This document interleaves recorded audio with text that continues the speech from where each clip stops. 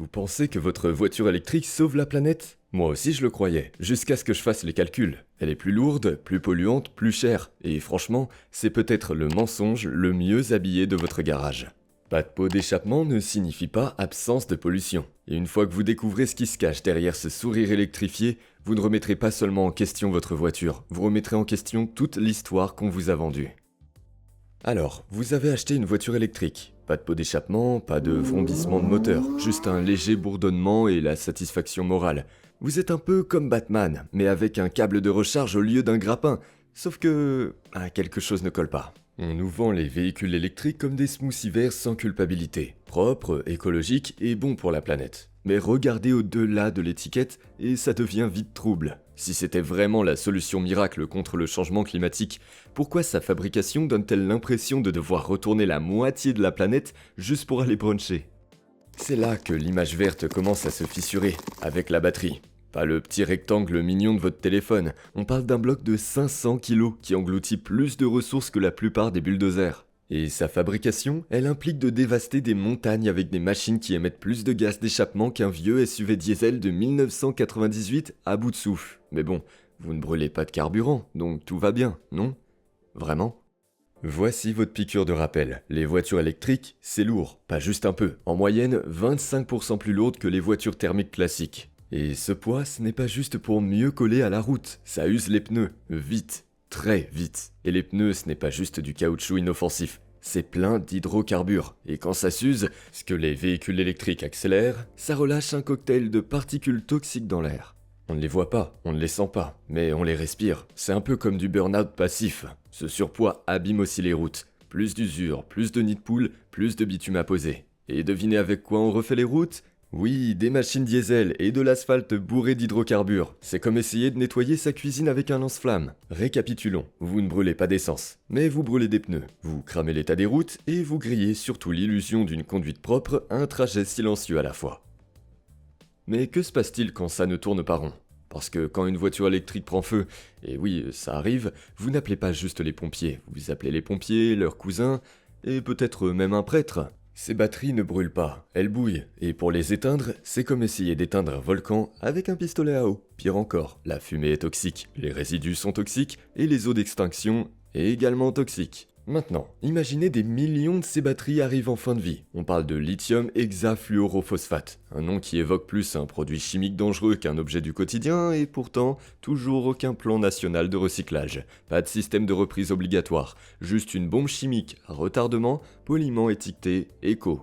Résumons, on déploie les véhicules électriques comme s'ils étaient la meilleure invention depuis le pain tranché. Mais on oublie de construire le grille-pain. Et pour être clair, non, je ne suis pas un détracteur des véhicules électriques. Les véhicules électriques ont leur avantage. Ils sont propres dans des conditions idéales. Ils sont agréables à conduire et dans un pays comme la France, avec une électricité majoritairement décarbonée, ils pourraient renforcer notre indépendance énergétique. Mais cela ne change rien au fait que leur mise en œuvre actuelle est chaotique, un désordre dangereux et déroutant avec une tendance à prendre feu au moment le moins opportun. Et pourtant, nous n'avons même pas abordé la partie qui en fait une véritable imposture. C'est maintenant, car l'arnaque ne réside pas dans la batterie, ni dans les particules de pneus, ni même dans la boule de feu au lithium qui pourrait surgir dans votre garage. La véritable escroquerie, c'est la manière dont les gouvernements les présentent. Les véhicules électriques ne sont plus de simples voitures, ils sont promus comme les sauveurs du climat, à la manière d'un élu messianique, mais armé d'une batterie au lithium au lieu d'un sabre laser. Mais voici les chiffres qui préfèrent que vous ne consultiez pas. Prenons la Nouvelle-Galles du Sud, l'État le plus peuplé d'Australie. En 2019, la Nouvelle-Galles du Sud a consommé 69,9 TWh d'électricité. Un chiffre impressionnant, tiré directement du régulateur énergétique australien. Cette année-là, les émissions de CO2 liées à cette production d'électricité 52 millions de tonnes équivalent CO2, soit 37% des émissions totales de l'État, rien que pour produire de l'électricité. Et les transports, 28 millions de tonnes, soit environ 20% du total. Mais allons plus loin, les véhicules légers, voitures, SUV, utilitaires, ne représentent que la moitié de ces émissions. Donc, en réalité, seulement 10% des émissions totales. Vous suivez ? Cela signifie que la production d'électricité génère environ 4 fois plus d'émissions que l'ensemble des voitures particulières réunies. Alors, si vous rechargez votre rutilante voiture électrique sur ce même réseau polluant, qu'économisez-vous vraiment ? Vous ne décarbonisez pas, vous externalisez simplement la pollution.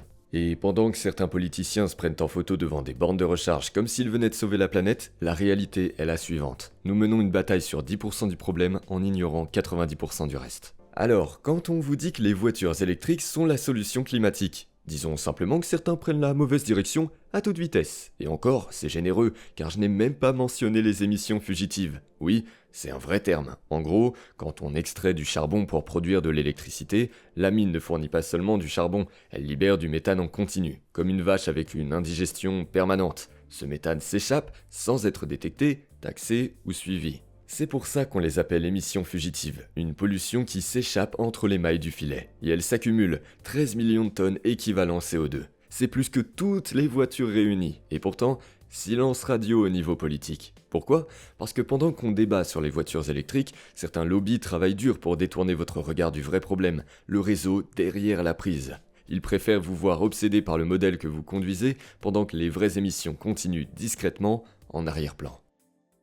Pendant ce temps-là, le réseau continue de brûler. Alors faisons un peu de maths, on l'a dit, 69,9 TWh consommés en Nouvelle-Galles du Sud, ce qui représente 52 millions de tonnes de CO2 juste pour produire cette électricité, ça donne 744 grammes de CO2 par kilowattheure. Et je ne compte même pas les émissions fugitives, parce que je suis sympa. Maintenant, imaginez votre voiture électrique, vous la branchez au centre commercial, 40 kWh pour une demi-recharge. Résultat, 30 kg de CO2. C'est l'équivalent de brûler 11 litres d'essence, sauf que c'est silencieux et que vous avez bonne conscience. Parce que la combustion à distance, ça reste de la combustion, juste hors de vue, donc hors de culpabilité. Et dans l'état de Victoria, c'est encore pire, jusqu'à 1,06 kg de CO2 par kilowattheure. Donc pour le progrès, on repassera. Mais voyons plus large. Selon Ausgrid, un foyer australien consomme en moyenne 15,2 kWh par jour. Ça représente 11,3 kg de CO2 par jour, ou environ 4,1 tonnes d'émissions par an par foyer.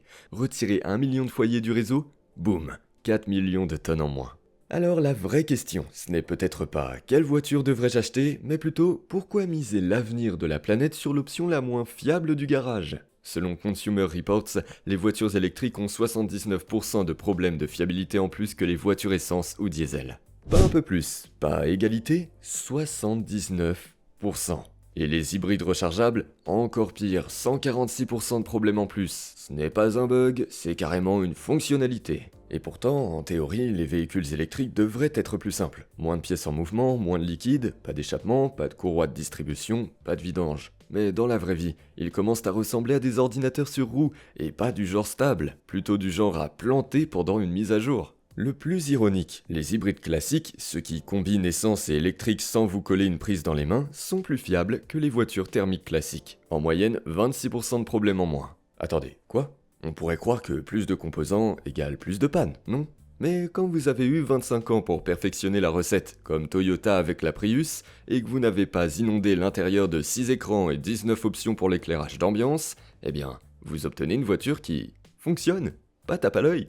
Mais elle démarre chaque matin et pourrait bien donner une leçon de discipline à votre véhicule électrique.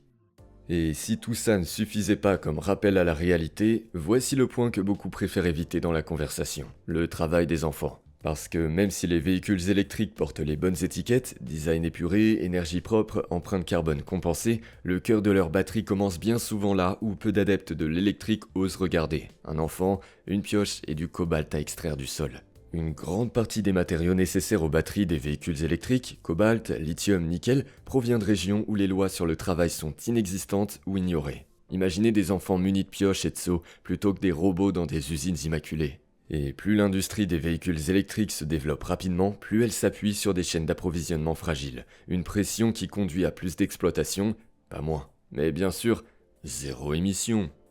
Ensuite, il y a le problème climatique. Ironiquement, les véhicules électriques ne sont pas de grands fans du climat réel. Trop froid ? La batterie dit « je vous donne 60% aujourd'hui, bonne chance ». Trop chaud ? Elle surchauffe, se décharge plus rapidement et vieillit comme un téléphone laissé en plein soleil sur un tableau de bord. Dans des endroits avec de vraies saisons, pas le printemps de la Silicon Valley, l'autonomie diminue, les performances souffrent et le fiable devient redémarrage requis. Accepter quelques limitations est une chose, construire un mouvement sur quelque chose qui ne peut toujours pas gérer l'hiver, l'été et une station de recharge déjà pleine en est une autre. Et en parlant de recharge, vous pouvez remplir un réservoir d'essence en 5 minutes, mais recharger rapidement un véhicule électrique, vous envisagez 30 à 40 minutes, si tout fonctionne. Recharge à domicile, branchez-le et oubliez-le jusqu'à demain. Ce n'est pas du transport, c'est planifier votre vie autour d'une prise. Et quand la batterie s'use, vous ne pouvez pas simplement la remplacer comme un téléphone. Bien sûr, certains prétendent que vous pouvez remplacer des modèles individuels, mais la plupart du temps, cela accélère simplement la défaillance du reste. Comme colmater un pneu usé et espérer que les autres ne suivent pas. Finalement, vous payez des millions d'euros pour un nouveau pack ou une nouvelle voiture. Et les mauvaises nouvelles ne s'arrêtent pas là. Imaginez, un seul navire, 4000 voitures, parties en fumée. Le Felicity Ace, un cargo transportant des véhicules de luxe, dont de nombreux modèles électriques, a pris feu et a coulé au large des Açores en février 2022. L'incendie, alimenté par les batteries lithium-ion des véhicules électriques, a duré plusieurs jours, rendant les opérations de sauvetage extrêmement difficiles. Essayez d'expliquer cela à votre compagnie d'assurance. Alors oui, les véhicules électriques sont élégants, ils sont rapides, ils donnent l'impression d'incarner l'avenir. Mais entre la recharge lente, les coûts élevés, les problèmes liés au climat, le travail des enfants et l'occasionnelle catastrophe maritime transportant un cargo en brasier de 400 millions de dollars, on commence à se demander si la véritable innovation ici n'est pas environnementale, mais bien marketing. Et certes, l'innovation est souvent désordonnée, mais lorsque ce désordre est constamment balayé sous le tapis de quelqu'un d'autre, ce n'est pas une révolution, c'est un argument de vente auréolé d'une image verte. Alors, si c'est à cela que ressemble réellement le verre, et si le véhicule le plus propre de la planète n'était pas conçu dans la Silicon Valley, mais en Afrique? Il existe là-bas un moyen de transport qui ne nécessite ni essence ni recharge. On a couvert ce sujet dans notre précédente vidéo. Si vous êtes arrivé jusqu'ici, laissez un j'aime et abonnez-vous. C'est l'équivalent internet d'un hochement de tête. Et honnêtement, cela aide plus que vous ne le pensez. Maintenant, dites-nous en commentaire, achèteriez-vous toujours un véhicule électrique aujourd'hui ou attendez-vous quelque chose de mieux? Merci d'avoir regardé, à la prochaine.